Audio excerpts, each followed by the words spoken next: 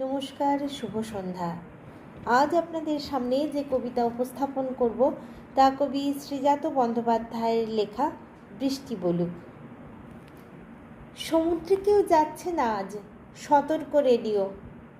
তুমি কেবল ঝড়ের মুখে চুল সরিয়ে দিও। জানালা খোলা এই মরশুমে পর্দারা উদ্ধত, ঠান্ডা হওয়ার এক পেয়ালা গরম কফির মতো। নৌকো ফেরায় বৃদ্ধ জেলে, ছোকরা দোকান গোটায়। তুমি কেবল মেঘলা দিনে যেও না বাধ্যতায়। অসংযতই থাক না কিছু ইচ্ছে খেয়াল খুশি, শীতকালে এই বর্ষা পাঠে মিথ্যেও বিদুষী।